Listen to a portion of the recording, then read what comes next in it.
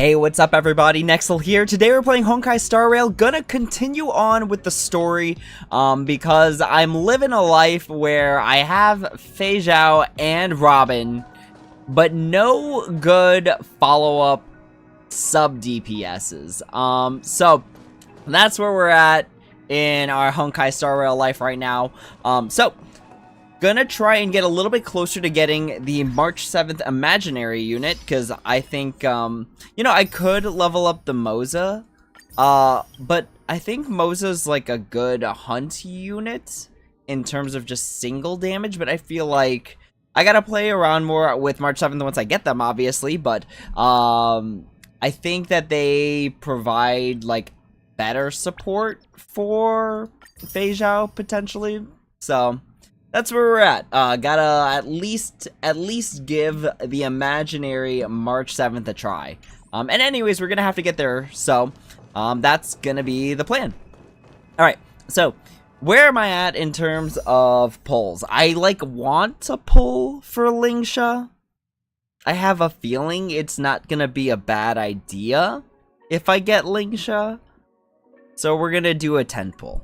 So, where am I at on these, actually? I think I'm 30 deep since the Fei Zhao.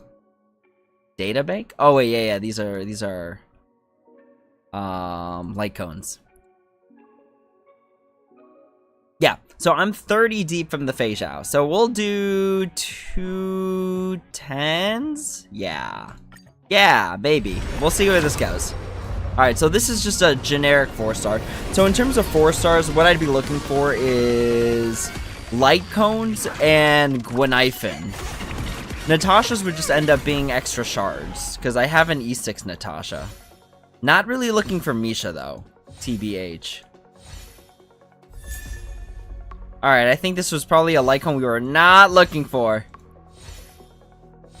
Oh, that was a bad roll. That was a bad roll. This is because this is a bad, this is a bad light cone IMO.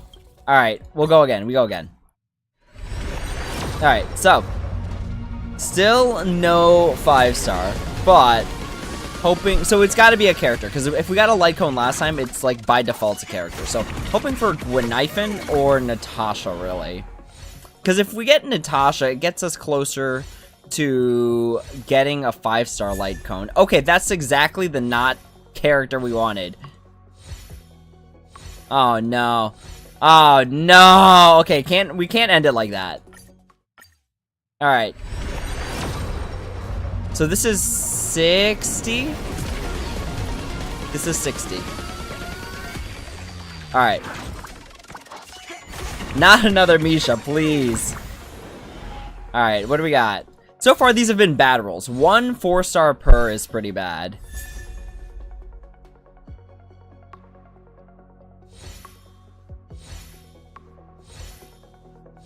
One 4-star per is pretty bad, and 1 bad light cone and 2 characters I don't need is equally as bad. We don't end like that. Alright, where are we at? So still only rocking 4 stars. Let's see where we're at. I'm hoping for 1 Gweniphen.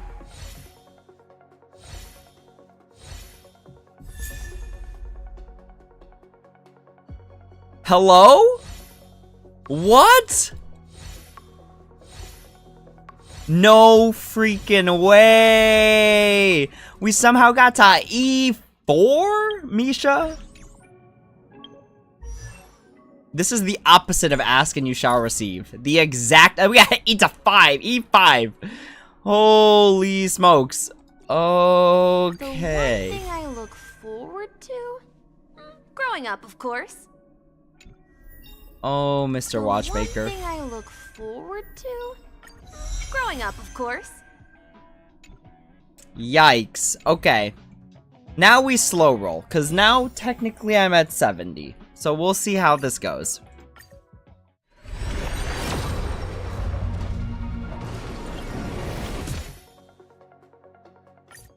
This is 72.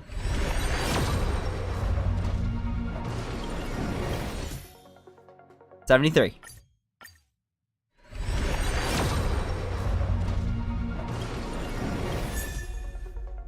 Birth of the Self. I wonder, what do I have that at?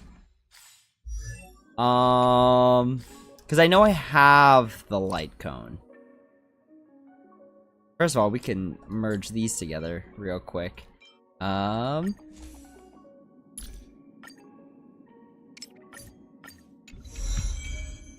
Okay.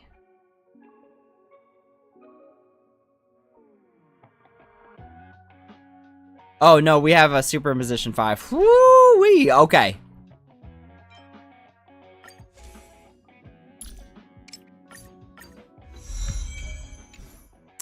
Okay, we're not... Those were some pretty bad pulls, y'all. They were some pretty bad pulls. Oh, it's like I don't want to end it like that. Man, those were actually some really bad pulls. Between the Mishas, which I only have at level 1, and literally getting none of the other characters, even though I would have been happier with any of the other ones. Or do I go for Topaz? Topaz also doesn't seem like a bad idea. Maybe the universe is telling me to slow down here.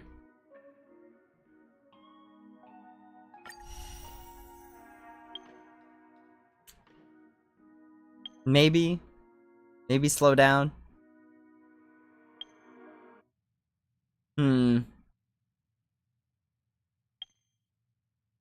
Man, Misha just coming in at E5. Okay.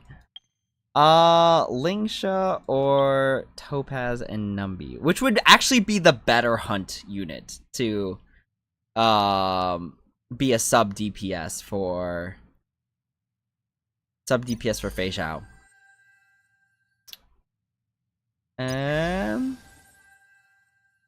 That's kind of tough. I feel like this is where I stop and think about it. That seems like the smart idea. Okay. But now we're off with this really weird team. All right, anyways. So, where did we leave off at last time? We met Fei Zhao, who completely stopped both Yanqing and Yunli in literally one sword in each hand. Honestly, I've been loving Fei Zhao as a follow-up unit. Really cool. Without many other follow-up units, though, it feels incredibly bad. Because basically, you just want this to be like a follow-up, like, Palooza. Ananta, what's up? March 7th hunt actually better because you can get free Eidolons. You know what? I can dig that. I can dig that a lot. Wait, versus Topaz and Numby or versus Lingsha? Because right now we're at soft pity. We are at soft pity. What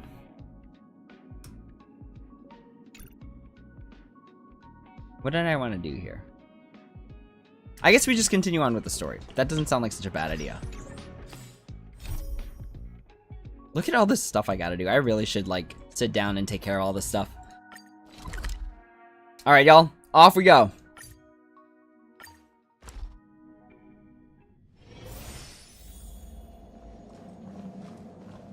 So now they're reporting to the seat of Divine Foresight after Fei Zhao stopped them.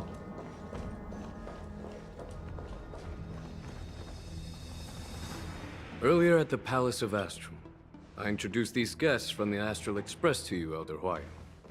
But with all the people around, we only exchanged pleasantries. Now, I'd like to officially introduce them to you.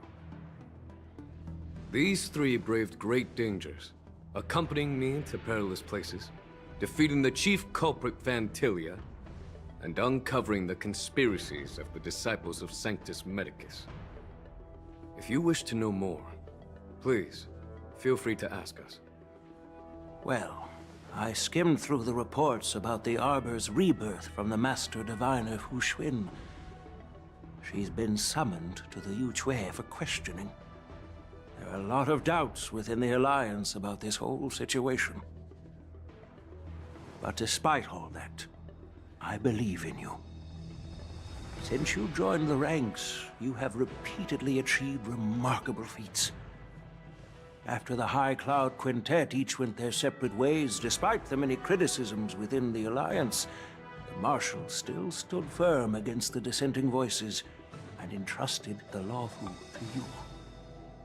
Over the years, you've served the Alliance with loyalty and wisdom. You've taken down abominations in Thalassa, rescued the Xianzhou Yuchue from a siege, and destroyed the demonic planet summoned by the denizens of abundance. I still remember those battles vividly. There are fools who doubt your loyalty. They're happy to see the divine foresight fail because it gives them some kind of sick satisfaction. They haven't achieved anything of their own, so they feed off the failures of others. But I've seen enough failures in my time, and I want to believe that your loyalty has never wavered.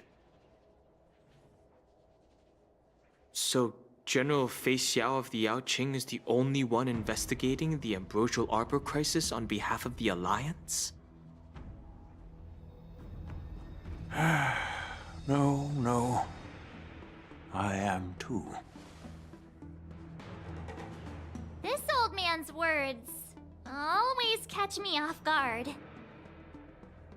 The Marshal ordered me to come to the Xianzhou Lawfu, but the document only says, attend the war dance and listen to Fei Xiao's questioning.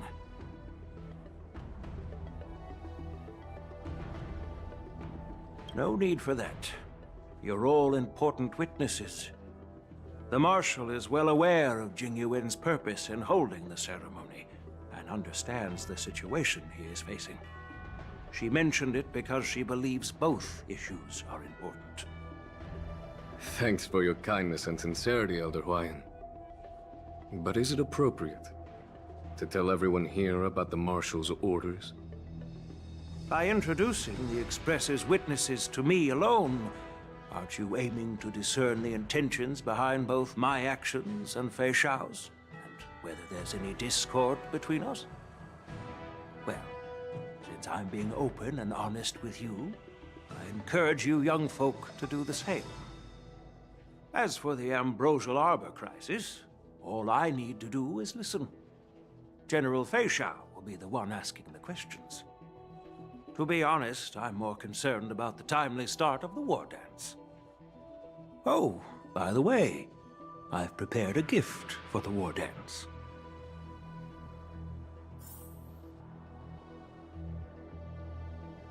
Interesting, a very short cutscene before we have to probably sit through another 15 minutes. Yo, Cat says meow, what's up?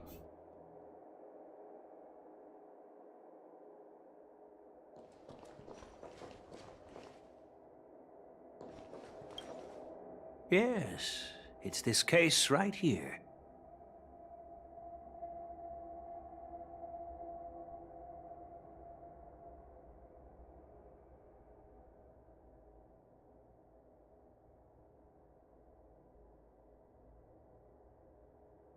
There will be numerous contests and celebrations during the war dance, and the main event will be the Ringmaster's Challenge.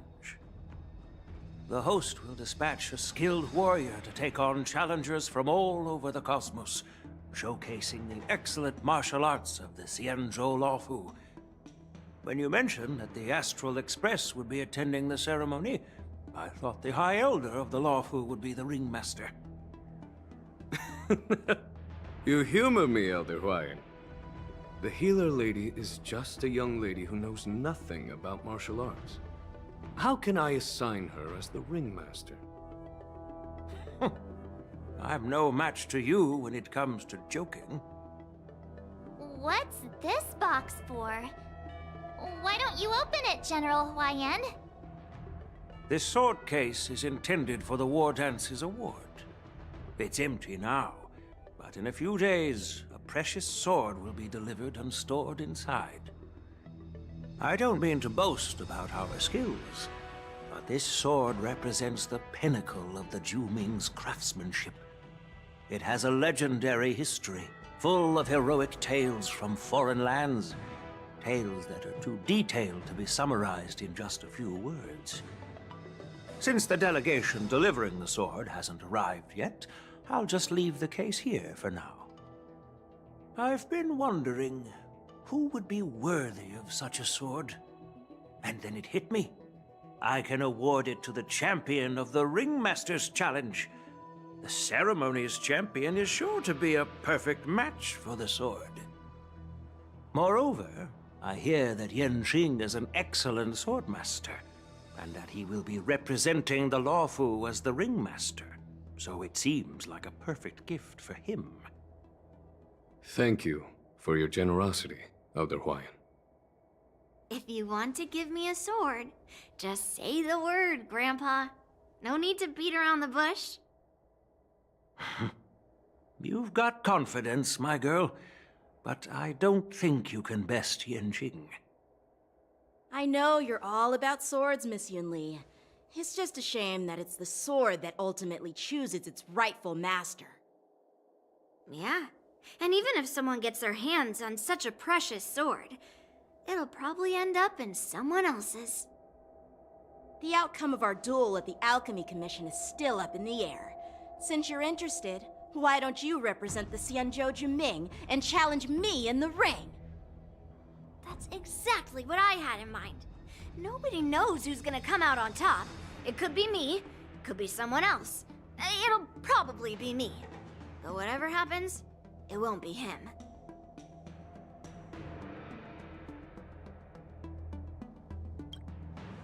Not to be rude or anything, we've been watching their drama. I'm dying to find out who beats who. Quiet down. We have other guests here. I've prepared this sword to add some excitement to the ceremony, not to have you two squabble. It's not a good look for the Alliance. While you both seem confident that you'll win, you need to remember there can only be one winner and one loser in the ring, which could lead to hard feelings. Actually, I have an idea. We don't know who the winner will be, and it might not be either of you. But if you're eyeing that prize, you'll need to work together. I want you to take on an apprentice who will take part in the war dance and win at least one match.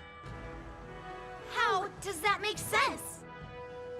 In my humble opinion, while a Cloud Knight is commendable by securing victories, it's even more so to pass on your skills and spread the way of swordplay.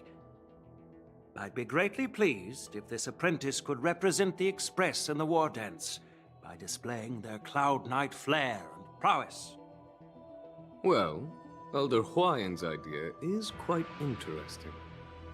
Imparting swordplay skills requires teamwork, and both the winner and the loser will learn a valuable lesson regardless of the outcome. The question is, whom should the two of them take as an apprentice? Huh? Who? Wait, me? I noticed just now that Miss March seemed quite interested in the outcome of your sword fight, so I thought, why not teach her the art of swordplay? Oh, wait. Are you serious, General? Why am I being dragged into this all of a sudden? I've never practiced swordplay before. I'm a total newbie.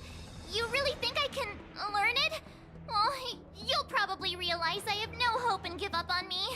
And that'd be so embarrassing. Isn't this a perfect chance for you? I remember you mentioning that you wanted to learn some sword moves. Yeah, I did say that. But this is all happening so quickly, don't you think? Miss March is like a piece of jade in the rough, just waiting to be shaped. The war dance is the perfect opportunity to see what heights she can reach. I appreciate your kind words, General Huayan. But won't teaching me swordplay be a waste of Yanqing and Yunli's time? They should be preparing for the ceremony. Plus, I heard that each swordmaster has their own special moves. What if they let something slip while teaching me? If everyone knows each other's tactics, won't that make it hard to catch people off guard during the war dance? That's considerate of you, March 7th. But don't worry. It'll take you at least a decade of hard training before you can even start learning special moves. No need to freak out. A few Juming swordplay tricks will mean you'll be more than equipped. Really? Looks like March's curiosity has been piqued. The whole point is to know each other's moves. Defeating your opponent in just one move? How boring would that be? Plus, what really decides a swordsman's fate isn't some special move. It's the solid fundamentals. So Miss Yunli has already agreed. What do you say, Yang Qing? General, I haven't graduated yet. How can I be qualified to teach swordplay to others? So you're admitting your defeat, huh? If you're not even confident to teach, why don't you let me be the ringmaster instead? Yang Qing, teaching an apprentice is also a way of honing your own skills and gaining insights. You've been an apprentice for years. It's about time you looked at swordplay from another perspective. I see, General. Then count me in. Now that Yang Qing has agreed too, it all comes down to Miss March giving her nod. It's up to you to make the final decision, March. At least that way, I won't have to worry about you accidentally shooting me in the butt all the time. Hey, I've never missed my target. Then I'm on board. Thank you for your kindness, General Huayan. Great! Starting tomorrow, Yanqing and Yunli will teach you the basics of the Cloud Knight's swordplay. Yunli and I will head out and purchase some sword practice equipment for Miss March. Think of it as a little initiation gift. You're too kind. Oh, wait, you're giving me a gift? Shouldn't it be the other way around?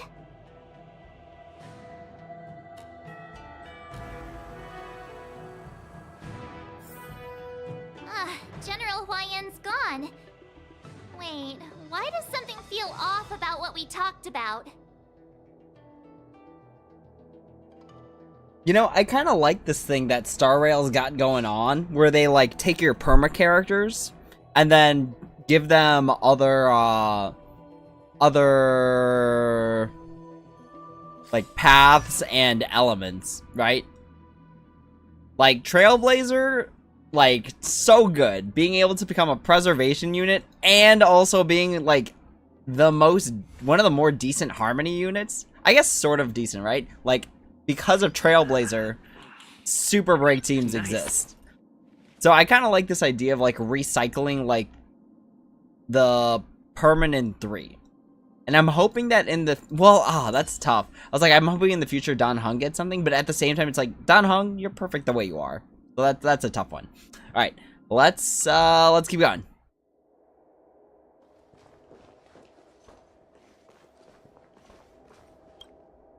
I think we strayed off topic. How did things even get to this point?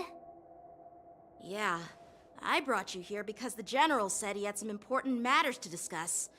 But how in the world did Yunli and I suddenly become Miss March's swordplay mentors? Because General Huayan wants us to stick around on the Luofu for some time. But from his point of view, we're no different from all the other tourists who may leave at any time. Since the crew's actions were mentioned in the Luofu's operations log were given to the Alliance, he probably wants to see firsthand if we're as capable as the report claims, or if we're just some made-up excuse to save face. And he wants to see it for himself during the war dance, which is why he even dragged Yunli into this. What began as a simple contest between two swordmasters has now evolved into you two collaborating to mentor March. Elder Huayan is still that tricky general who likes to give everyone a headache. My apologies. Truth be told, I invited all of you to the ceremony because I wished for you to act as my witnesses. I apologize for not disclosing this information earlier. In the coming weeks, I'll also invite all of you to a meeting with General Fei Xiao, where you may need to answer her questions and clear up any doubts she might have. So please, be prepared for the meeting.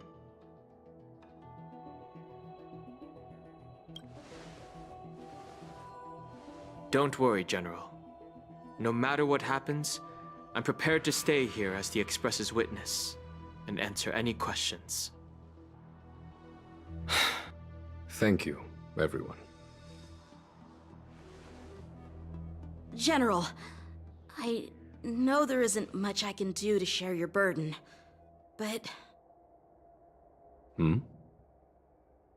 As the Lawfu Ringmaster, I won't let anyone defeat me in the war dance.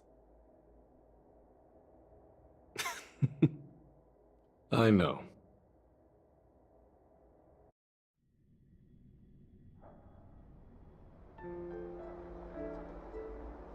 The illustrious Merlin's Claw waiting for me? And for so long, too? It's quite an honor. It's been a while, General Fei Xiao. It's been 30 years since we last saw each other. Right, Yukong? Yes. Back then, you were the vanguard of the Yao Qing's Verdant Knights, and I was a pilot of the Law Fu's Rainbow Orbit Fleet. Who would have thought that upon meeting again, you'd be a general, and I'd have given up flying? Really does feel like a lifetime ago. Well, I wouldn't say I haven't seen you in 30 years. After all, your great victories are announced through the Yellow Bell resonance system every day. So I'm well aware of your great feats. How's your health holding up? Still stable, I suppose. Do you still remember the medic who saved me in battle? That healer with the odd name and peculiar temperament. What was his name again? Was it Pichu? Or Kachio? Jiao Cho. He's been my retainer and personal healer, delegated by the Alchemy Commission from the Xianzhou Yao Qing. Over the years, he's dedicated himself to managing my condition. It's thanks to him that I'm still in good health today. Given my background, I'm happy to have made it this far. I'm relieved to know that you're safe and sound. Well then, since you and Elder Huayan are here, I imagine you must have received orders from the Marshal? As your friend, may I ask how the Alliance intends to punish the General of the Lawfu?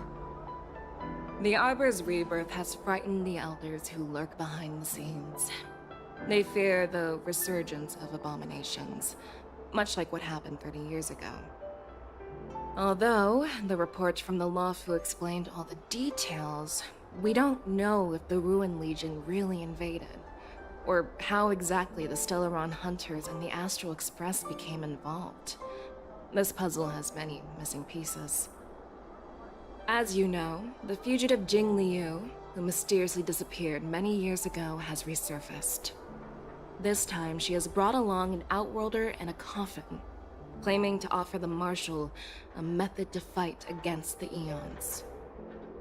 The Lawfu Preceptor has also leveled accusations against Jing Yuan for neglecting the Alliance's principles. She asserts that Jing Yuan enabled the exiled Imbibitor Lunae to re-enter the Lawfu, thereby unlocking the lunarescent depths within Scale Gorge Waterscape, which in turn disrupted the Videotera's dutiful watch over the Ambrosial Arbor. It is for these reasons that I have come here to the Lawfu today. Well, duty calls. Perhaps I shouldn't have mentioned all of this to an uninvolved person, but since we once fought together, I didn't want to keep you in the dark. Perhaps pretending you didn't hear any of this would be for the best. I understand. I'm sorry. I was out of line. I know I shouldn't be defending General Jing Yuan right now, but... well, you know how I am.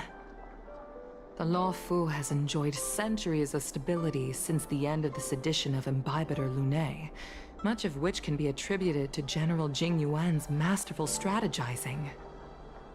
Unfortunately, for a long-life species, Enduring through the ages always culminates in a failure that undoes all previous achievements.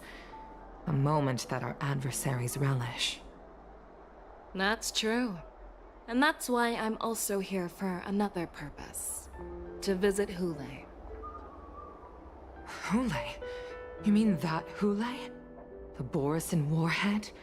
The same Hule who has been imprisoned in the Shackling prison for over 7 centuries? The nemesis of the Foxians who will never be forgiven and shall be imprisoned until the end of the cosmos. I can't quite remember the exact wording, but yes, the very same Hule. Usually, only emissaries from the Xianzhou Yaoqing Skyfaring Commission visit him once every century. Why do you have to visit him now, of all times? The Foxians and the Alliance made a pact to combat the abominations, aiming to achieve justice and free their kin. That werewolf monster is to be forever imprisoned in the dark recesses of the Shackling prison, facing unending retribution. Given the situation on the Luofu, those on the Yaoqing are concerned about Hule's imprisonment. I'm afraid that the routine visit every century is no longer sufficient to ease their concerns. That's why I was sent here, to reassure them. It's all bad news. Well, not everything. There might be a silver lining. Oh, by the way, I found some clues about the thing you asked for. Tell me more. The Verdant Knights followed the route you mentioned and discovered the wreckage of the Whistling Flame ship. Unfortunately, there were no survivors and no cargo. However, someone had already been on the scene before we arrived. Our people? Or someone from the IPC? No, neither. Yukong, have you heard of a person named Ron May?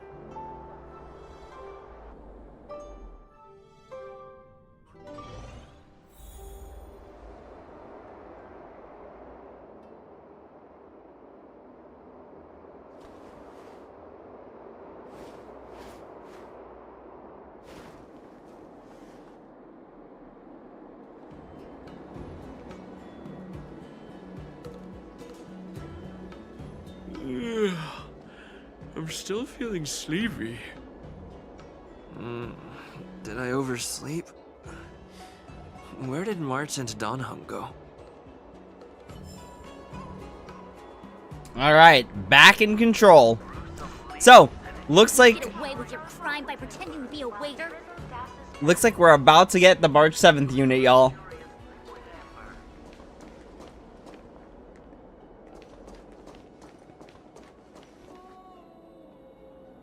There you are.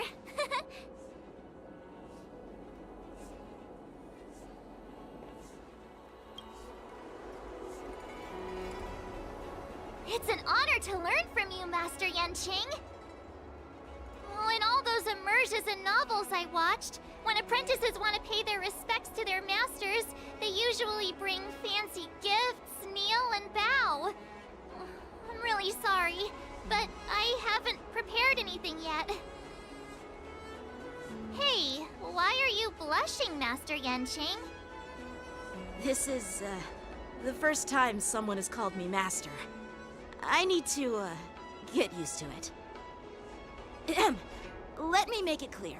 Swordplay training is about improving your body, mind, and strength. It's not a casual game you can master overnight.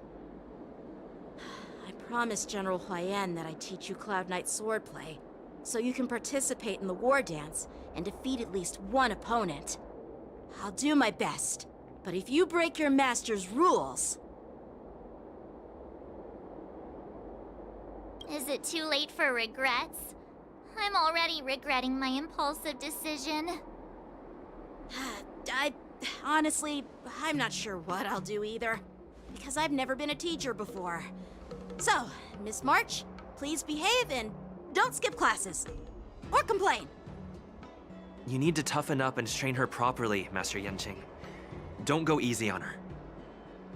You're so heartless. By the way, where's Yoon Lee? I've found a quiet spot in the back garden of the Palace of Astrum for our first lesson together.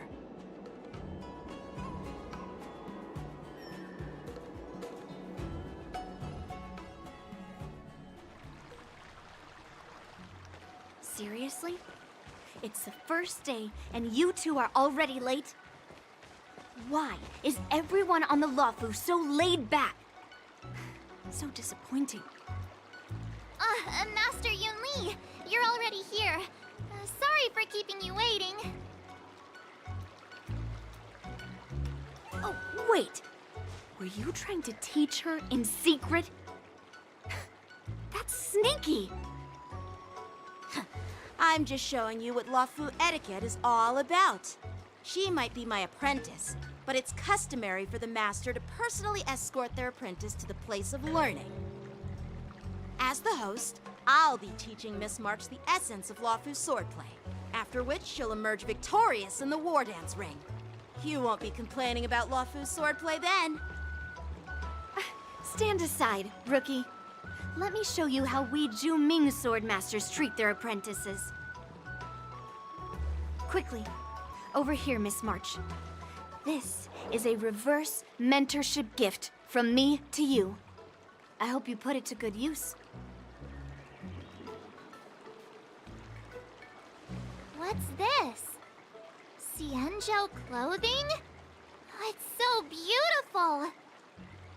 Sword practice requires precise movements. This outfit is tailored to fit perfectly and allows for smooth movements. I even added some small accessories. I put a lot of thought into it.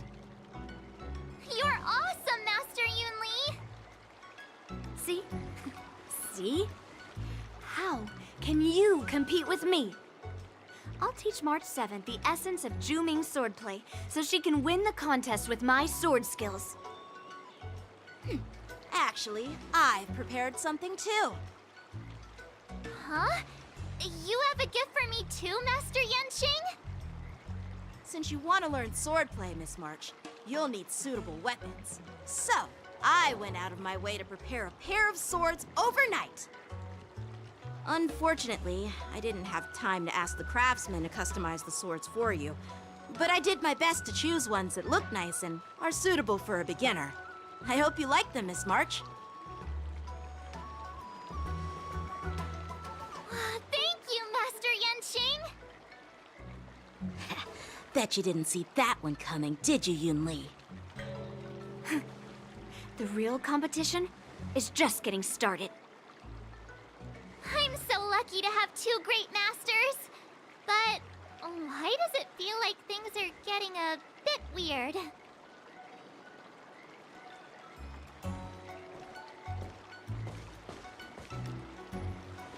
So what do you think, Masters?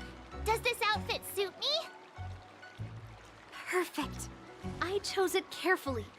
It's perfect for beautiful young swordswomen like you and me.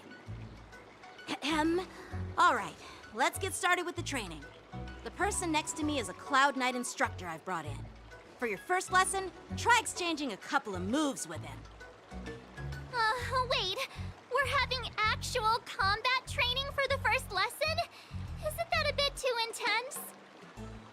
Well, I heard you have some experience with archery and martial arts.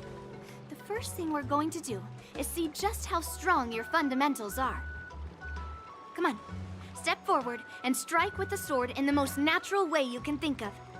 It's important for us to grasp your natural movements so we can decide where to start and what you need to learn. If you're ready, let's begin.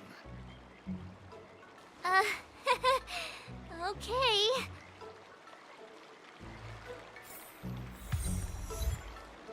Ooh, let's go, y'all.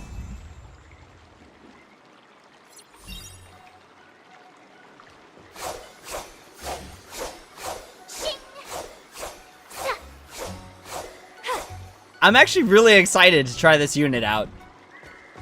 Alright, a few things to note about that cutscene, because I'm trying to, like, not talk too much during the cutscenes, because, like, in case I want to watch this in the future, I don't want to be, like, talking while I'm watching the cutscenes and, like, recapping.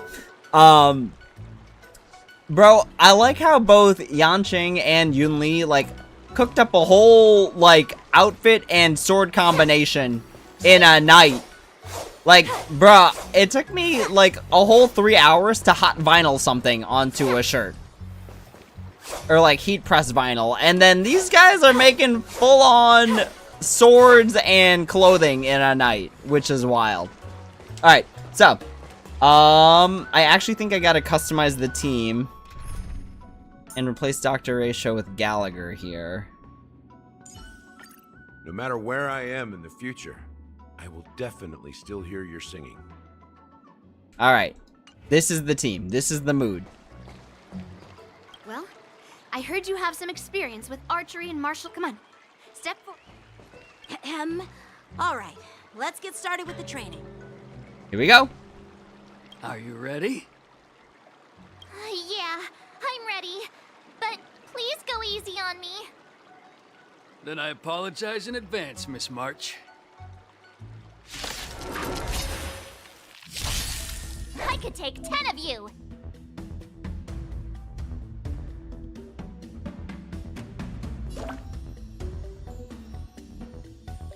Please have some tea. Pay close attention, Miss March. Lawfu swordplay is all about being swift and agile in your movements.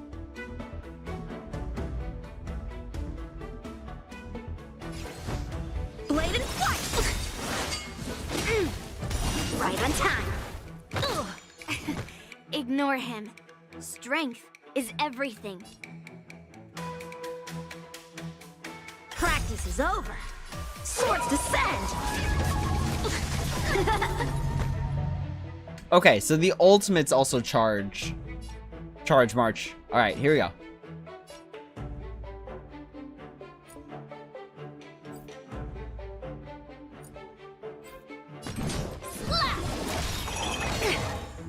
Yes, you like this? Well done. How many can you block? Strike the park. Right on time. Time for swordplay.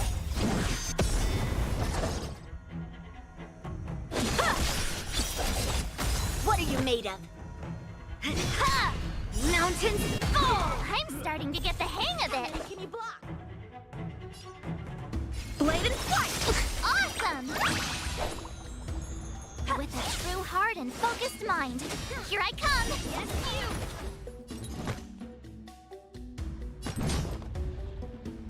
Strike!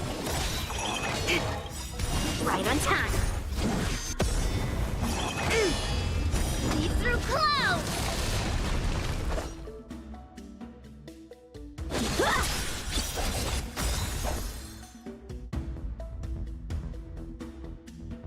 Yeah!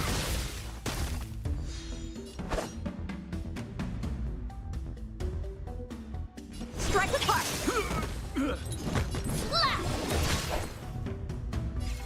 Zap! Yes, you!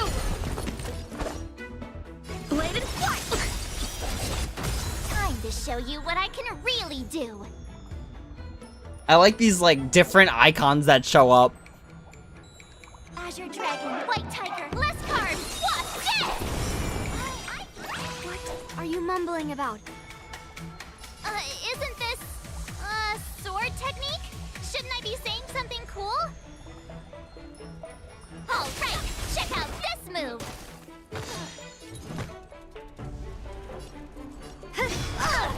Time for swordplay! Strike the park!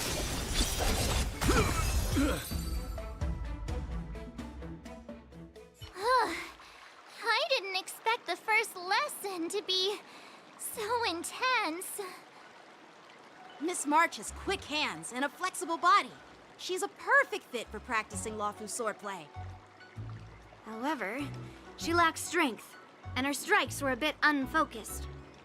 But don't worry, that's totally normal for beginners. Once she starts practicing Juming swordplay, she'll make heaps of progress. Given the situation, I believe Miss March should start by working on her footwork. Seriously, do you actually know anything about swordplay, or what? I could ask you the same thing. Dual swords require agility. So what's more important than footwork? Instead of focusing on her strengths, we should address her weaknesses. The drawback of wielding two swords is not generating enough force. What good is being quick on your feet if you don't have strength? It's not like we're dancing here. Skilled sword masters know how to play to their strengths and work on their weaknesses. Start with what you're good at, then tackle your weaknesses. That's the right way to learn. You're quite the theorist, huh? Theorist? You claim to be able to talk to swords. So what does that make you? A lunatic?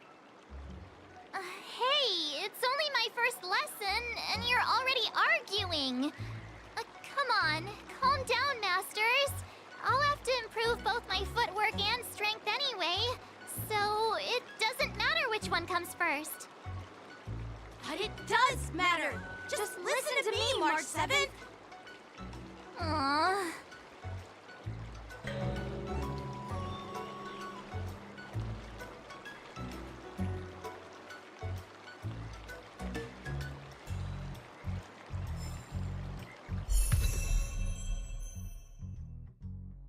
Let's go, y'all. Unlocked the March 7th Hunt Imaginary Path.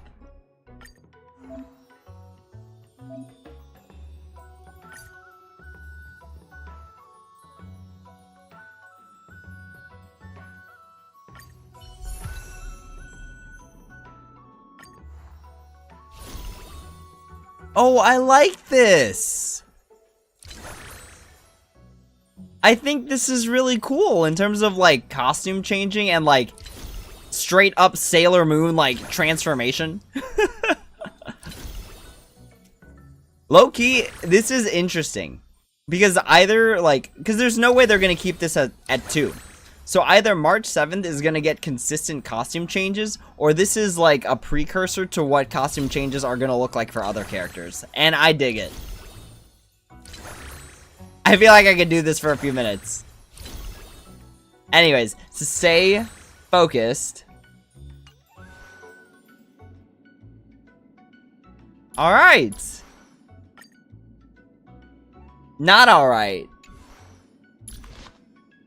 Still not alright. I'm trying to think of what the best would be.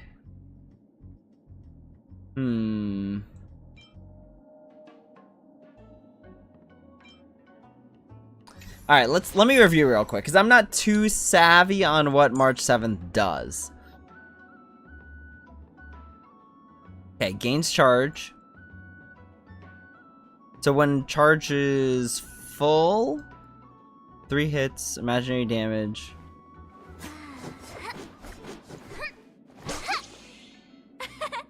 We did it! Energy This is what they regenerated mean from by using no pain, enhanced no gain. basic attack does not increase the number of hits. Enhanced basic attack cannot recover skill points. Okay.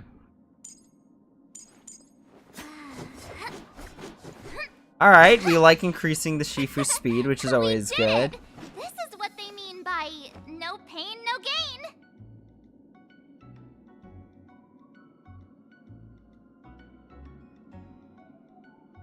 Okay, so whenever using basic attack or dealing 1 hit, so basically whenever March 7th uses basic attack, Let me see. and let's say we're using Fei Zhao, deals additional damage equal to 10% of March 7th's attack. So we're looking at attack percent scaling.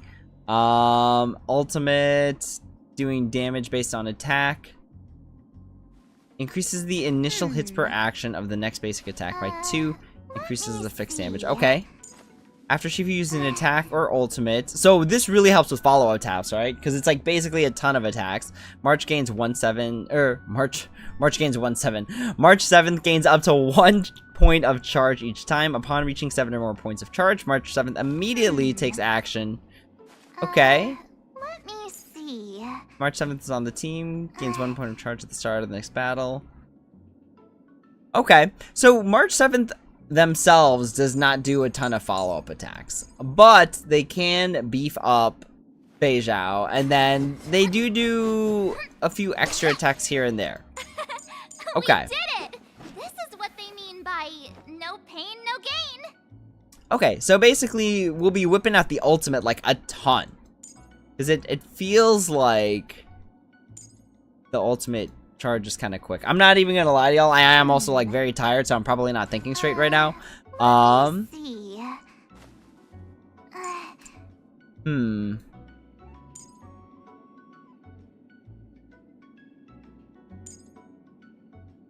Okay.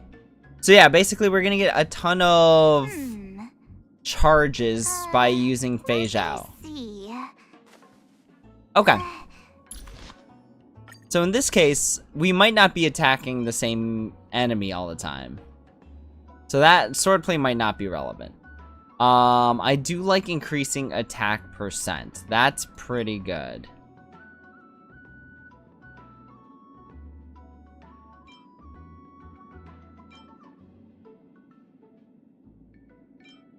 Probably this one, to be honest. So we're gonna take this from Moza real quick. Ooh, a whole new set of traces to worry about. Alright. This'll be fun. I might actually level this up before going on the next stream, because I'm actually about to go on vacation again. So I'll probably be, like, farming while on vacation. To be perfectly honest. In terms of relics, I'm sure people have this figured out. So a lot of people go with this. Because you do basic attack a lot. Woo! 79.7%. Goodness. Alright. What do we got for the body piece? Crit rate, crit damage, standard stuff, speed, attack percent. Okay. Standard subsidiary stats. And then we're looking at Rutilant Arena. Okay. Because basic attacks again. Okay, yeah. Alright. That makes sense. So what are we rocking in these departments?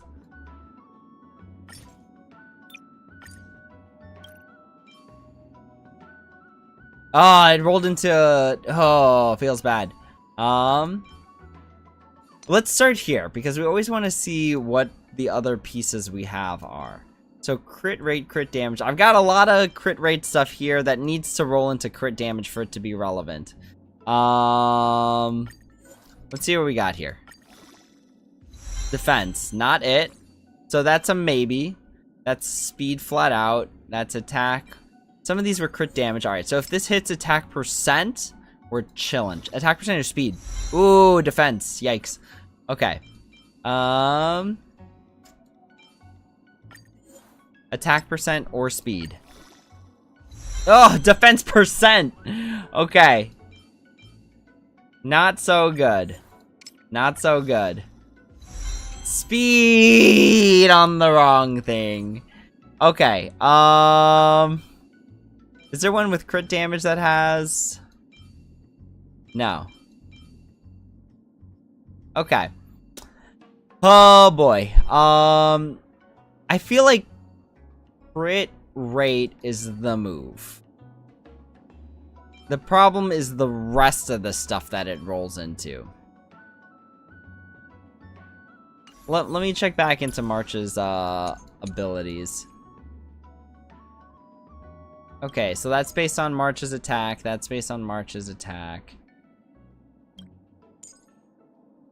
So everything's based on attack. So it's really not the end of the world if it rolls into attack a few times. Let me see. Okay, let's take a look. If at any given moment it stops rolling well, it just gets fed into another piece. Okay, so we're hoping it rolls into crit damage multiple times here. Alright, that's bad. Still bad. It's really bad. So it didn't roll into crit damage once, and none of these other ones are kind of like desirable. I don't even know if other units would want this. So we're gonna try here and hope it rolls into crit damage a few times.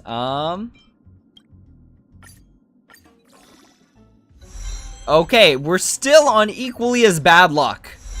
All right, not so bad, still sort of bad. Okay, alright, we'll take this. We'll take this. Break effect in defense, though. That's pretty bad. We'll take this. This is fine for now. And then speed boots with... Ooh, I might have to take this from Locha.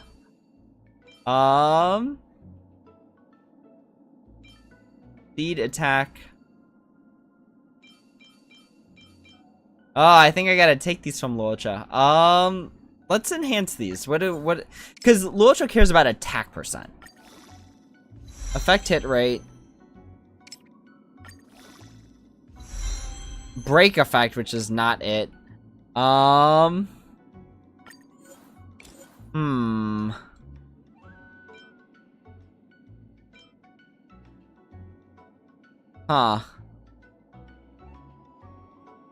I'm always finding myself in a place where I need more relic stuff. Also, prisoner's representative straitjacket, like all this stuff, the prisoner's restrictive stuff, prisoner in deep confinement, that was basically what was in the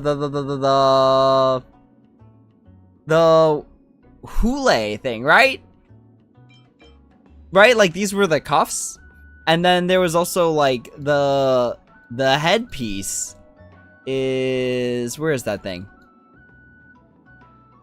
I've clearly had too much going on. I really gotta recycle all these 4 stars. Like, I think I only keep them because they have crit rate, crit damage, or some sort of combination of them. But I gotta replace those. But right? This is like the headpiece too. It's even of like a wolf. Julian, what's up? How's it going? Welcome to the stream. Break effect. Why did I have to hit break effect? Because I still want... Or maybe I should focus on Slocha. No, the skill point generation is still pretty good. I think for now I'm okay. Because I'm not even using Slocha really as like a preservation unit. Or a sustain unit. So I think I can take these. Here, let's do this. Let's do that and then take them. Yes, okay. Because crit damage 16.8 is pretty good. I don't think I have crit rate on any of the speed ones. I don't. Okay, that's fine. And then... Woo, this is still good. These are all the right things, just not for 10.8, 12... I think I could swap these, actually. I feel actually pretty comfortable doing that. Goodness! Okay, this is pretty good, too. I'm just missing a lot of crit rate, though. This could be spicy if it rolls well. So could this. So could this. So, speed and crit damage, speed and crit rate. Yo, these could be some spicy gloves. They could be. They could be. Alright, and then for the hat, I need crit rate. I'm, like, severely lacking in the crit rate department right now. On Ting Yun.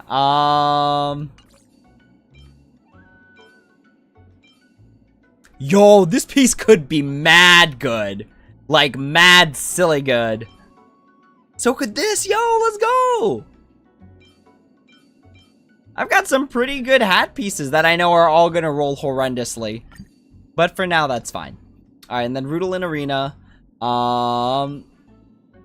Let's go. Crit rate. This isn't so bad either. What did it roll into? Crit rate, crit damage. Okay. Depending on what this rolls into, it'll really flop between one of these two. We're gonna go with this for now. And then this we wanted to be attack percent with crit rate, crit damage. Oh man, 21.3 crit damage. That's pretty good. Do we have anything? No, nothing that's particularly good. Lots of energy regenerates. This would have been good if it was an HP percent.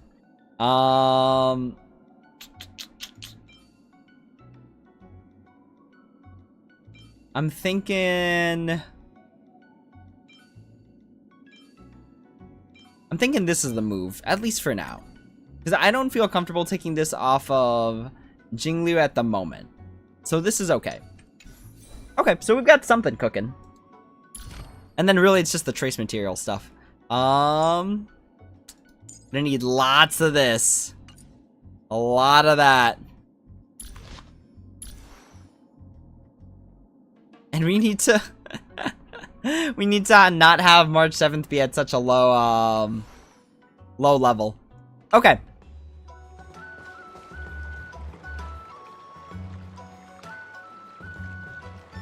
Dear Himeko, Mr. Yang, and Pom Pom, we're all good here on the Xianzhou Lafu, so no need to worry. By the way, how's your trip going? As for me, I've somehow become the apprentice to 2 Cloud Knight sword masters, and I've been honing my sword skills with their guidance. One of them is Yanqing, the boy we've all met before. The other is Yun Li, the granddaughter of General Hua Yan from the Xianzhou Juming. Both masters are super strict, giving me a real taste of how hard sword training can be. I tried to drag him into this, but he refused. Then I tried to rope Dan Heng in, but Master Yanqing wouldn't have it. Still, I didn't let the difficulty get to me. In just a few weeks, my sword skills have improved a lot. Both my masters think I have unique talents in swordplay, and are literally fighting each other to teach me their skills. Thanks to their guidance, I've actually made some progress. When I get back to the Express, I'll definitely show off my skills and impress you all. Looking forward to your reply. Yours, March 7th.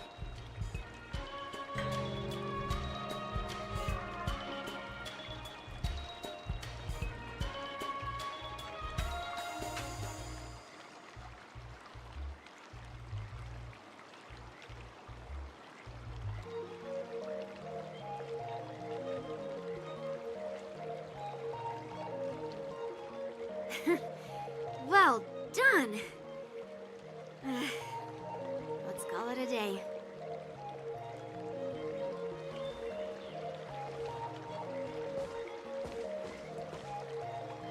Miss March's sword skills are really coming along.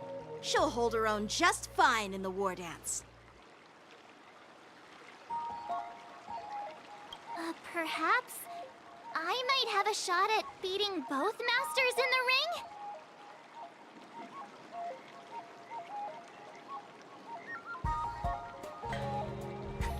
Get real. You've only been practicing for a short while. How could that possibly happen? With your talent, Miss March, if you dedicate a few more decades to training, you might eventually be able to defeat Yun Li. Decades? But I'll be an old lady by then. No, no. Can you believe it? March 7th has actually become a pretty decent swordmaster in such a short time. Now I understand why Grandpa always had a grin on his face while training me. Are you sure he wasn't laughing at you? Oh, shut up. It's all thanks to your amazing guidance, Masters.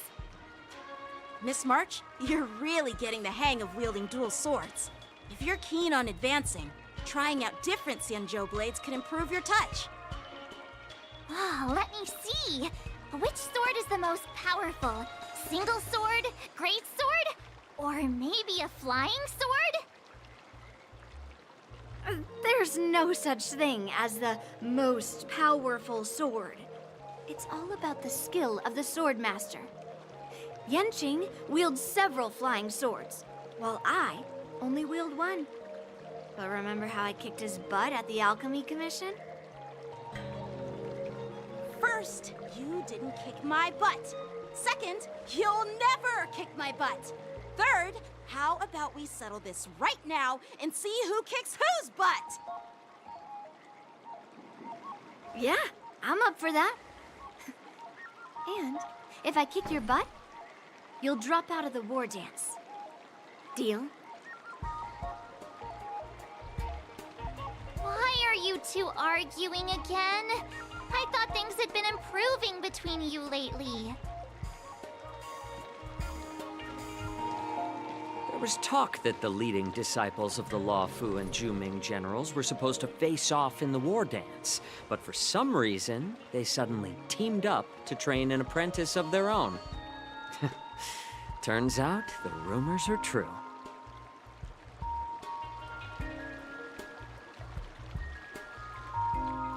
Tomorrow is the big day of the war dance.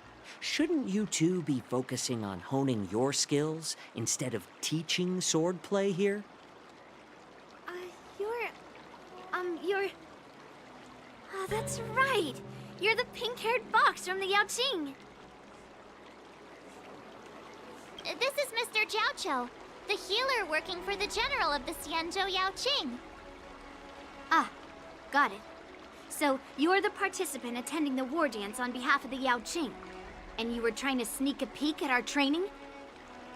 Sorry for the misunderstanding. I don't know anything about martial arts.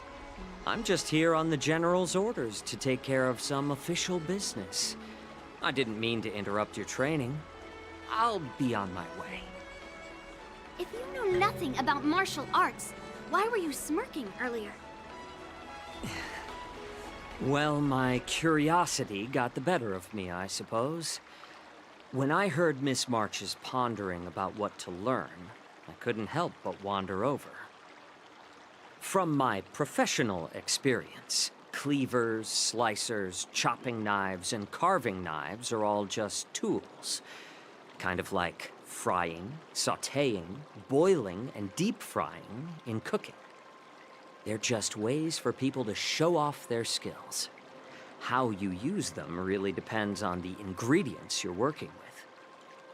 It's like your sword teaching methods. If you align your ingredient, in other words, your apprentice's natural tendencies, with the right cooking method, by which I mean the teaching method that best suits her, she'll make double the progress in half the time.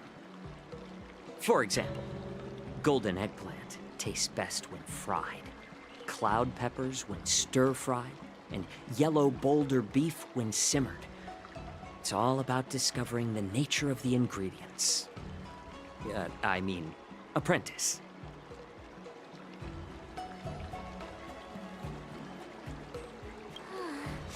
All this talk about food is making me hungry. Aren't you a healer? Why are you talking about food? Well, it's just a metaphor. The medicinal school I follow on the Xianzhou Yaoqing is called the Ranja School, that specializes in food therapy. So it's only natural that I know a thing or two about cooking. So, you're the General's cook? I'm a healer. But anyway, a cook who isn't interested in health doesn't make for a good advisor. Fine. Call me a cook if you want. Seeing the way you're looking at me, it's obvious you think I'm just some feeble academic who likes to blabber on about martial arts. But, in reality, I know a thing or two about killing. After all, the art of healing inherently encompasses both life and death. Why is this guy suddenly getting all serious with kids? Do you recognize this bottle of medicine in my hand? No. This is called tumble dust, an extract from an exotic flower named Yabra. Ugh, is it poison? Well, it depends on how it's used. With just one drop, it's able to numb a patient's body during surgery, making them painless throughout the entire process. However, increase the dose or the potency, and it'll slow the metabolism, making the blood thin and resulting in the loss of all senses. Even long-life species cannot escape its effects. This thing can save lives or take them. It's more powerful than the swords in your hands.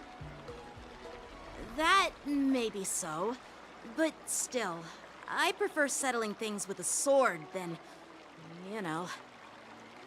Huh. Looks like I did get you all wrong. You're not a feeble scholar, but a sinister and despicable one. Hey, why the insults all of a sudden? I'm just sharing some medical knowledge here, not persuading you to poison anyone. Seems like you get real excited when talking about poison. I can't tell if that's an honorable thing or sinister. Picture this. 2 individuals. The one standing is full of malice. The other lying down is honorable and righteous. How can the one who's lying down label the one standing as sinister? In the throes of combat, where life and death hinge on a singular moment, every idea fades into nothingness. The only thing that matters is staying alive. Surviving the battlefield reshapes all notions of worth, be it integrity or treachery. In my eyes, their significance is negligible. Perhaps you've underestimated Yunli and me, Mr. Jiaoqiu. We may be young, but we've seen our fair share of war.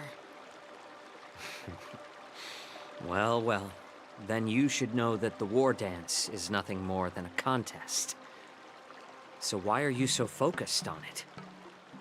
When I was appointed as the ringmaster for the war dance, I asked the general, we Cloud Knights are supposed to charge into the fray and slay enemies. Why do we have to swing swords in a ring just to please an audience? And this is how the general replied. To unsheath your sword in a ring is no different than on the battlefield, as your sword reveals the might of all Cloud Knights. The war dance is the perfect chance to showcase martial virtue and forge alliances from all over the cosmos. When we unsheath the sword without drawing blood, we not only display our might, but also the martial virtue of the Cloud Knights. That's quite an insightful statement, Yanqing. Well, my apologies for being so short-sighted. I've been on the Luofu for quite some time, but I haven't had the chance to see the ceremony venue for myself yet. Hearing you speak so highly of it has piqued my curiosity. Would you mind showing me around? You want to see the Sky Splitter ship where the war dance will be held? Let's go! I bet Yunli and Miss March haven't seen it either, right? Well then, I'll give you all a tour.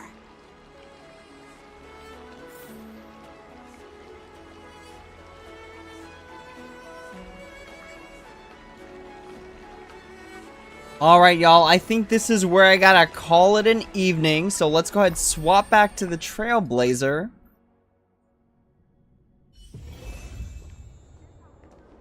And then I think we have the March 7th. Yes, let's go. Okay. So this is going to be our team for the time being. I think just because I'm tired and it's like not the best decision making time, we're going to make some bad decisions and see if we can get Lingsha. So we're on soft pity right now. I think I'm at like 74 pulls right now. In terms of, do I need Lingsha? Maybe?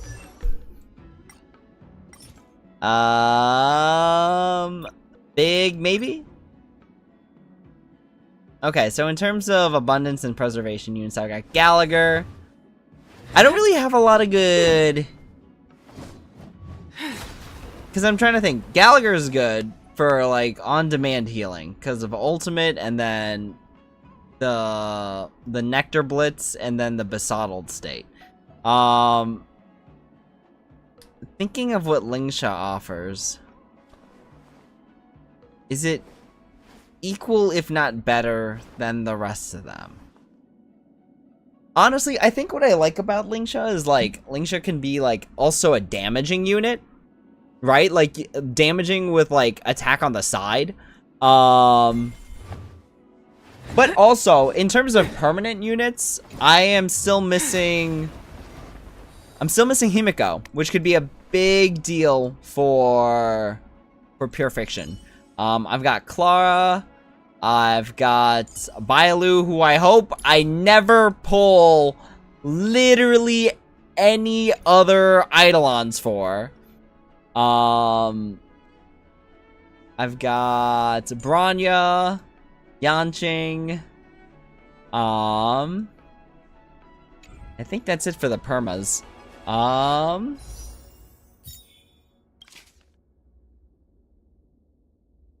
Oh, and Japart, of course. So really, the only two I'm missing are Welt and Himiko. So let's make some bad decisions. Let's go here. All right. Let's see if we could pull Lingsha or Himiko in these next handful of pulls. All right, this looks like a 3-star. Okay. So now I think this is 76. Still nope. Woo, not even 4 stars. Okay. Still nope.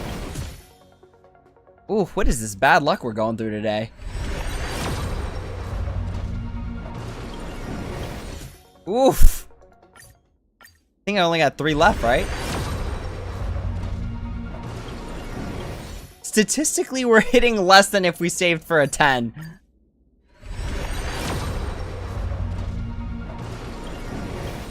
Oh my gosh, this is embarrassing.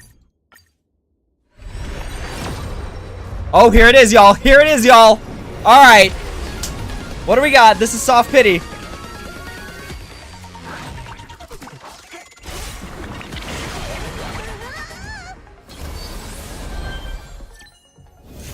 Lingsha, let's go. All right, I guess we're in it. Let's get it. All right. All right. Let me screenshot this. Let's go. We invest. Which is kind of bad because I guess I got like a preservation unit or 2 sustain units that are both fire based. But I guess we're in there. All right, let's go. But yeah, I do like the idea of Lingsha being like a sub DPS healer. And I know that it's probably better to get Aventurine, but I also miss Aventurine, and I don't know when they're coming back. All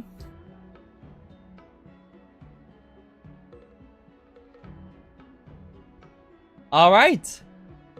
Good stuff, y'all. Now I've got 4, a grand total of 4, 4 Stellar Jades left. All right, there's our Lingsha, y'all. I also have a good feeling that Lingsha is going to be relevant in the future. With, like, either the positioning meta or the summoning meta. And I'm trying to think what would be, like... Now I gotta build Lingsha. Right, I gotta build March 7th, and I gotta build Lingsha. I think this is the point where I start saving, though. Unless there's some sort of, like, game-breaking character, I think this is where I start saving. I think. It's a big I think. Oh my gosh, I can't believe we still gotta do some of this stuff.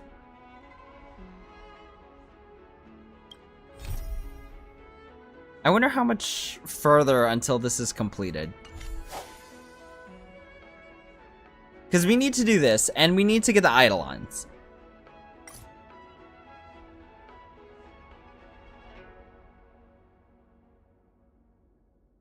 Four sessions each day. So this takes time? Because we have already completed these 2. So it's a matter of getting this one done. How much longer until that one's done? Alright, y'all. Hype. Let's go. So I think the new team's gonna be something along the lines of this.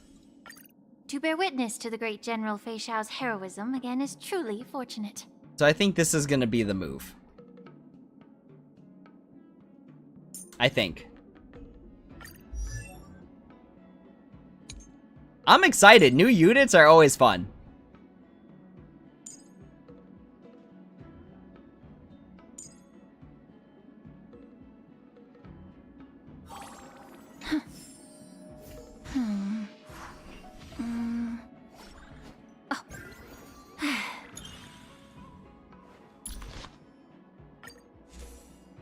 All right. But yeah, I gotta level up Lingsha. Gotta level up Lingsha before putting them into a lot of practical use. I will definitely still hear your singing. Yeah, got a lot of leveling up to do, y'all. Let's see how much further we've got in this March 7th story quest. Because honestly, if I could just finish it tonight, that would be great.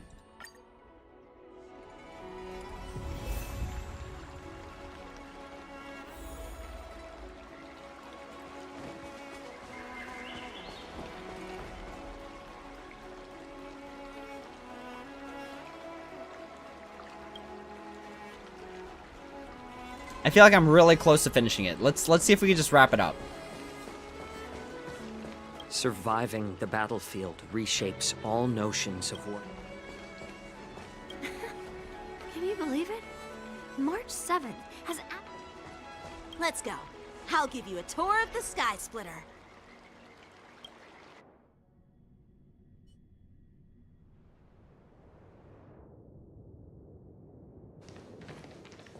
Looks like a lot of other visitors have also come to catch a glimpse of the Sky Splitter.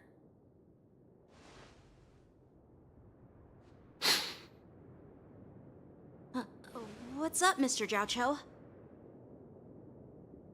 No, it's nothing.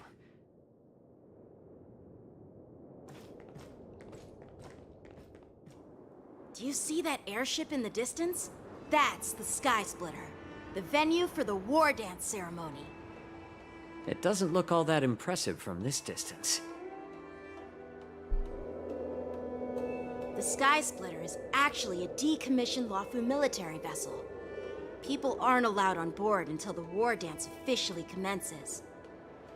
Tomorrow, when the bell rings and the ceremonial cannons roar, I'll be there representing the Cloud Knights of the Xianzhou Luofu, standing in the ring, ready to take on challengers from all over the cosmos.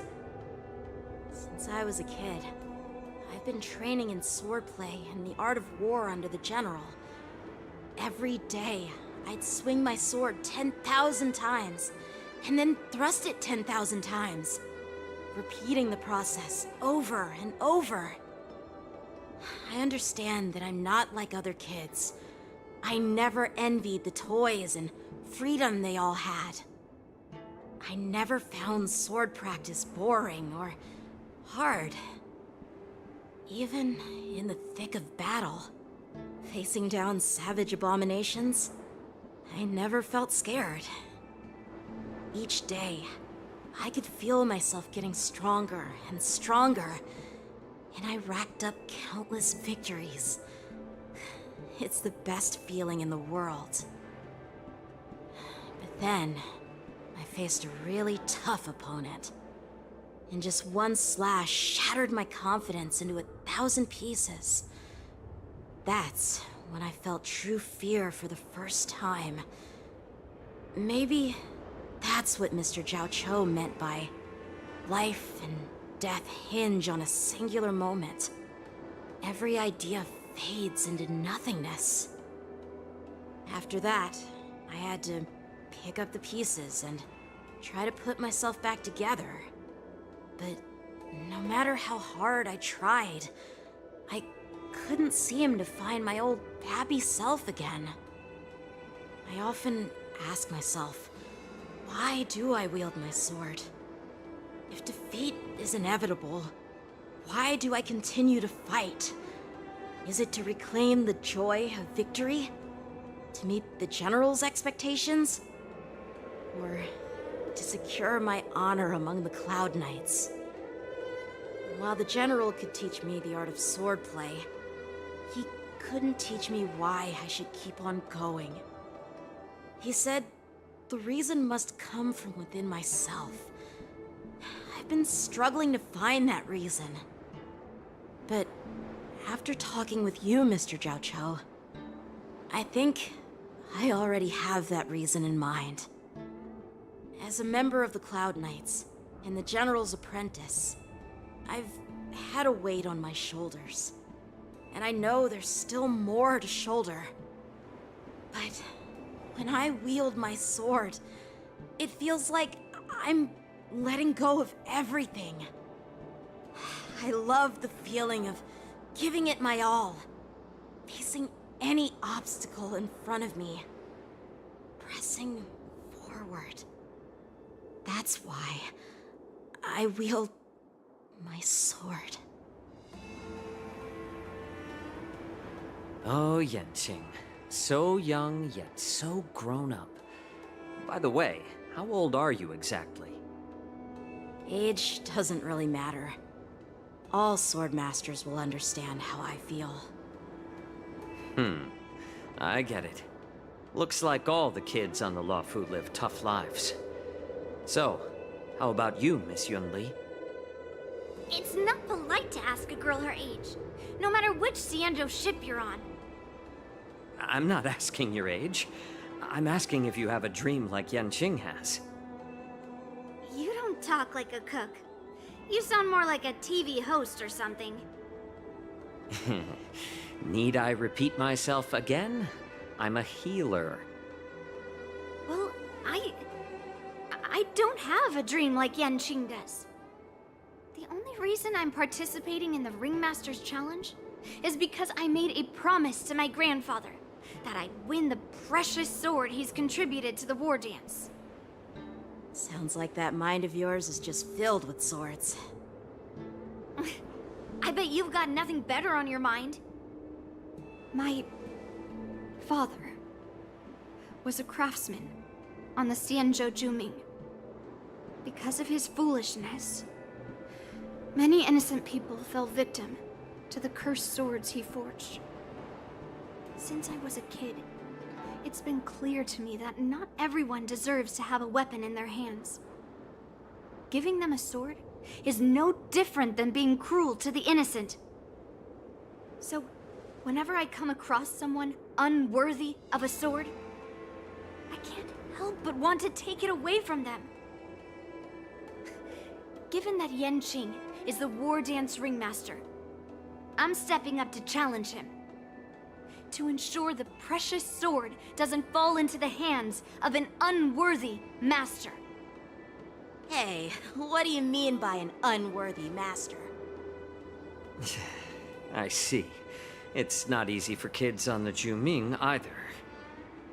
Well, it's better to have a reason for wielding a sword than to be lost and confused. I've saved countless Cloud Knights in my life, and there are plenty of exceptional warriors, just like the two of you.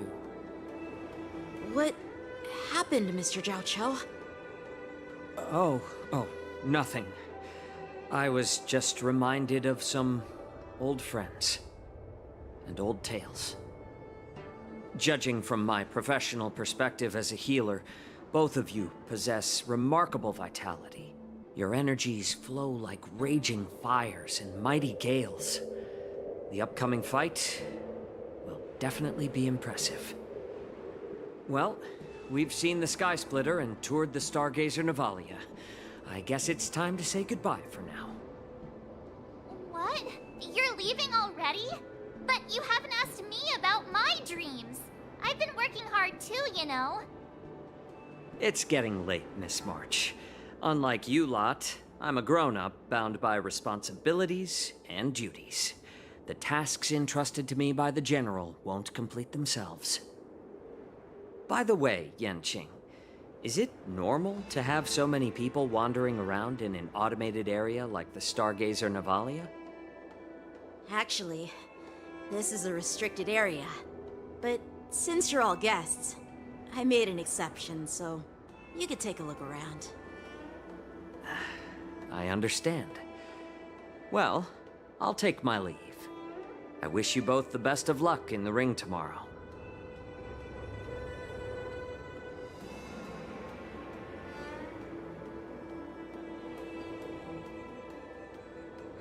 Seriously? I just spent so much time thinking about my dream, but he didn't even ask me. Now that we're done with our tour of the Sky Splitter, shall we continue with our training? Why don't we take a day off? What? You want to secretly practice swordplay by yourself? Dream on. You know cramming before a fight never works out. For some reason, seeing the Sky Splitter has boosted my confidence. So, I've decided to conserve my strength for tomorrow. Alright, I'll take you out of the Stargazer Navalia.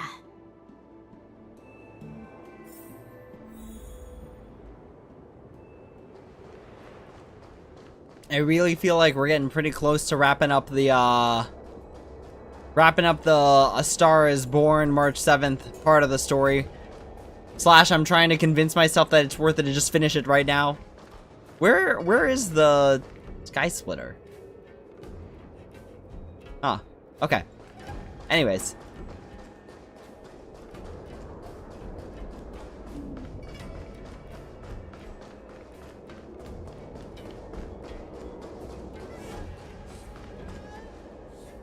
Oh, just shut up, Red Fang. This is not a beast ship. I need some time to take care of things. You willingly donned the skin of a lowly beast to join this mission, dedicating yourself to our glorious cause. And now you're telling me you can't handle it? Do you realize how many ships we need? I'm doing my best, all right? It takes time to figure all this out. When the guns go off tomorrow, all eyes will be on it. That'll be our only chance. Arzash! Who's there?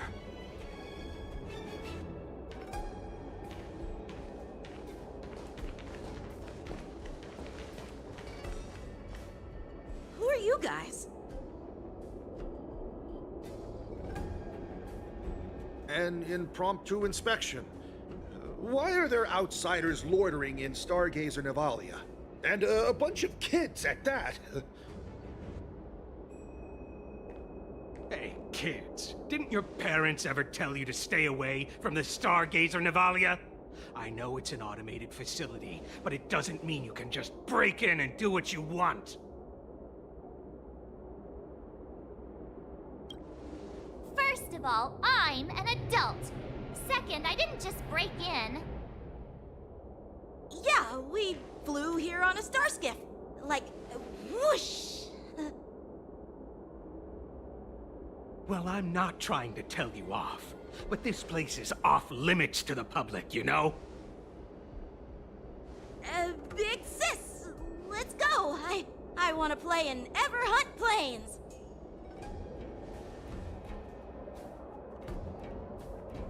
Huh? Everhunt Plains? Yeah, sure. Big sis will take you there.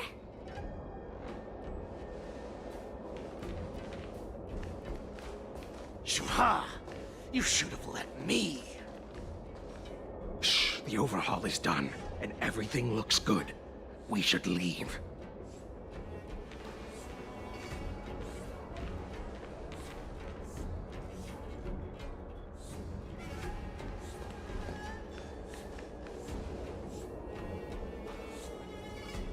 Could you repeat what you just said, Yenqing? What did I say?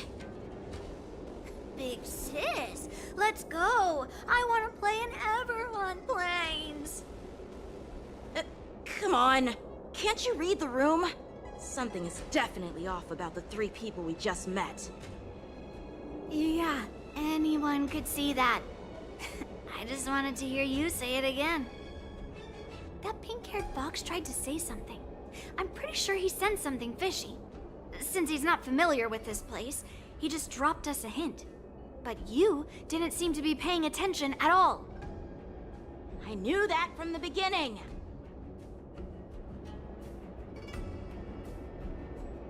That Cloud Knight didn't recognize Master Yanqing at all. That's really weird. What? Is he famous on the Luofu or something? Not even the Cloud Knights on the Juming, who all know my glorious name, might recognize my face. You have a point.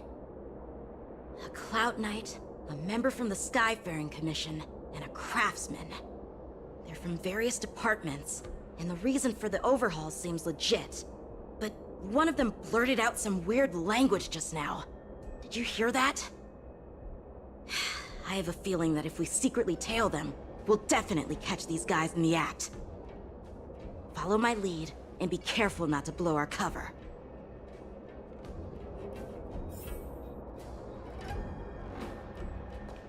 Are we still in the March 7th story thing?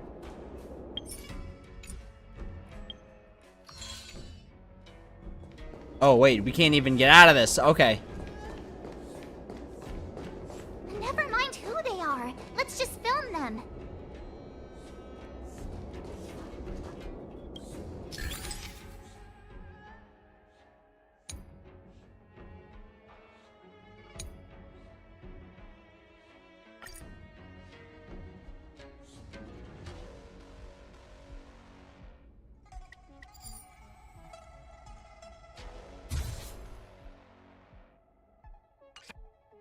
We should have just killed those lowly beasts. Those little brats won't take up much space. There are boxes all over this place. Just dump them into one and no one will notice. Cut the theatrics, Grulok. Even the slightest slip-up could interfere with Lord Moktok's plans. So where are we heading next? To check the freight skiffs. We've got a lot of preparations to do. Also, don't forget to take those crates with you. Weapons, supplies. We've got to be well prepared. Otherwise, we're screwed. So, are they smugglers? What exactly are they up to? I have no clue, but they seem to be moving those crates. I've got an idea. We can hide inside the crates and follow them.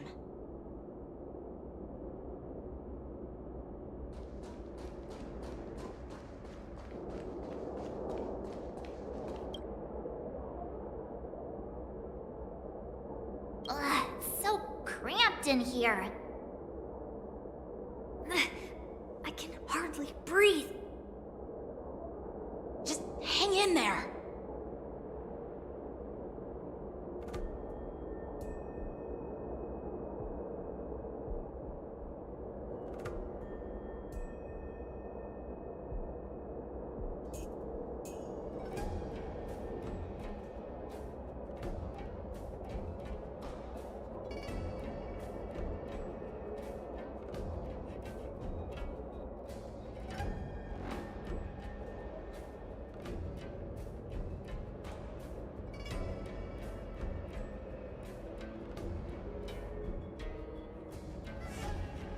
Let's just put the cargo here for now, all right?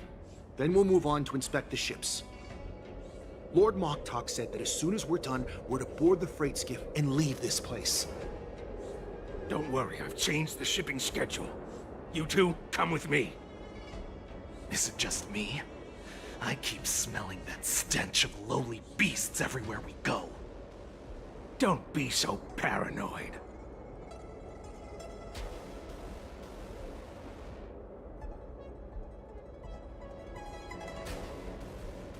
Looks like they're planning to escape on the skiffs in Stargazer Navalia.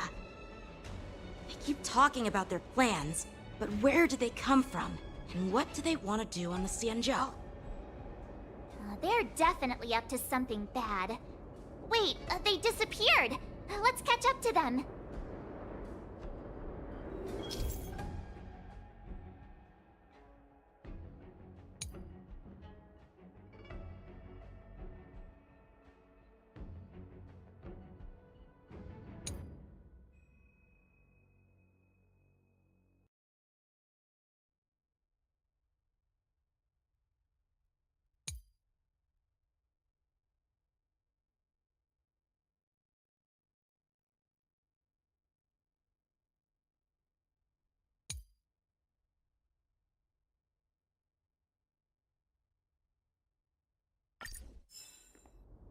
Oh, geez, you basically start in the line of sight. Okay.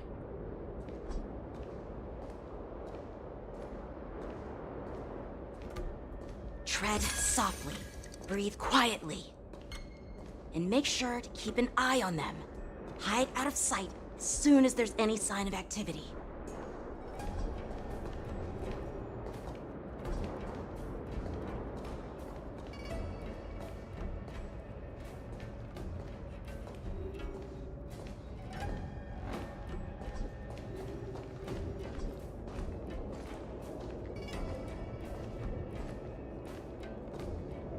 As long as they don't turn around or in this general direction at all, they will not notice us following them.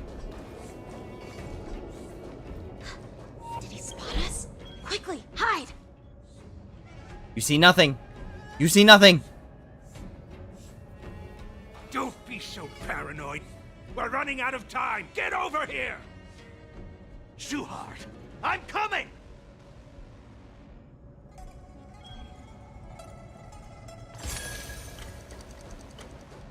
Bruh. Leaving. We should catch up to them. Quickly!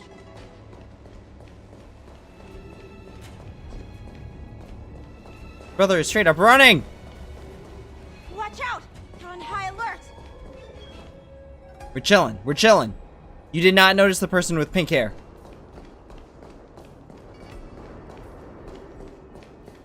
What are they up to? They're all wearing official uniforms, but I'm pretty sure they're not members of the Skyfaring Commission, the Artisanship Commission, or the Cloud Knights. This is way too suspicious. Never mind who they are. Let's just film them. That way, if they do anything bad, we'll have solid evidence against them.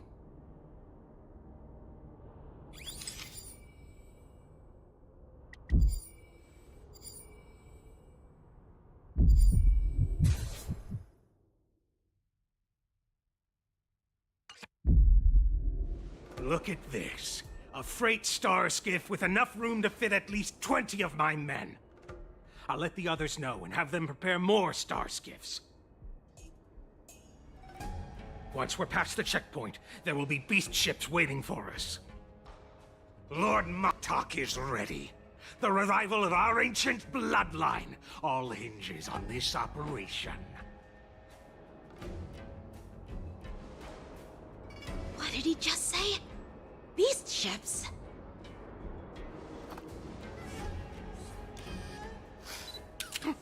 Who's there?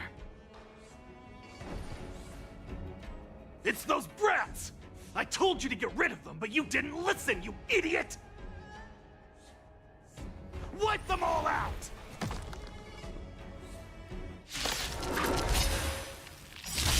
Borison? Adusa!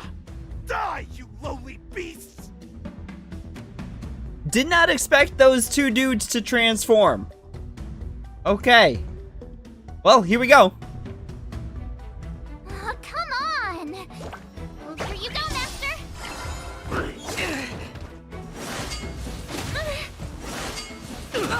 Oof. In the mood for another beating? Alright, we gotta heal up our Fei Zhao, because that hurt a lot. Time to mix things up! May song bring us victory. Stay safe. I'm okay with skipping the follow-up attack for this. I could take 10 of you! Too slow. No, that's better. Ooh, our Fei Zhao is getting hurt! Okay, here we go. This is where we launch the counterattack. Indulge yourselves!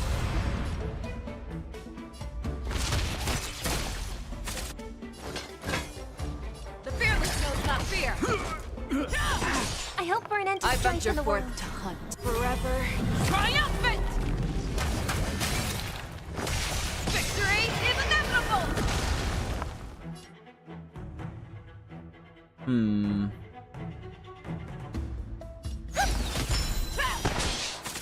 Awesome!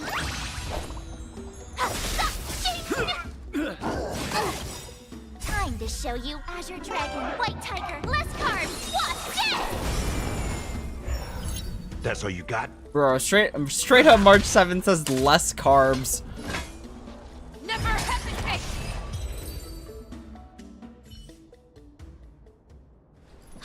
How is this possible? How did these Foxians change their appearances like that? They're not Foxians at all. They revealed their true form. They're Borisin, just like the bandits I defeated on the IPC ship. Wait, that means...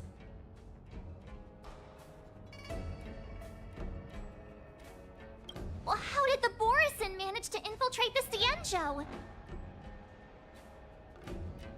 It's not just a simple disguise of wearing our clothing and shaving their whiskers. They're somehow able to alter their appearance to be indistinguishable from Foxians. They even have official IDs for the Skyfaring Commission, the Artisanship Commission, and even the Cloud Knights? Let me check this fake Cloud Knight's tag. Maybe it'll give us some clues. Lujun, an officer of the Patrol Defense Squad? Wait! What's the matter? I encountered a patrol officer named Lujun before. It was a few weeks ago, when we were transporting the Borisin prisoners. If they can forge official identities and move around the Xianzhou without raising suspicion... Oh no, this is bad. Even worse. If you find one cockroach on the Express, it usually means... There are more Borisin hiding on the Xianzhou. I bet their plan is much bigger than just stealing information. We've got to report this to the Seat of Divine Foresight.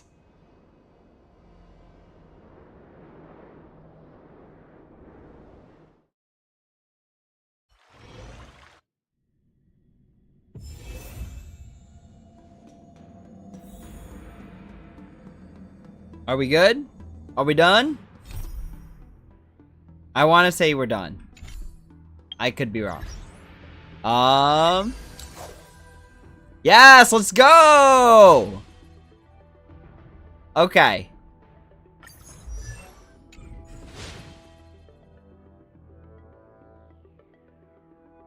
Nice! Alright, now we can level up March 7th's Eidolons, which is always good.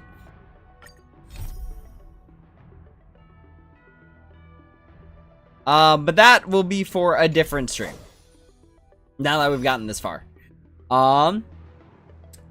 So, now I gotta level up March 7th, The Hunt, and I've also gotta level up Lingsha, and then I've got a solid follow-up team that I can be pretty happy with. Alright, y'all. So, with that being said, let's do this. Since we did just pull for them. To bear witness to... Alright, y'all. Well, with that being said, that is the end of the stream. Thank you all so much for watching. As always, if you have any questions, comments, or concerns, please feel free to leave a comment down below, and I'd be happy to answer when I have the time. Thank you all so much for watching, and as always, until next time, take it easy.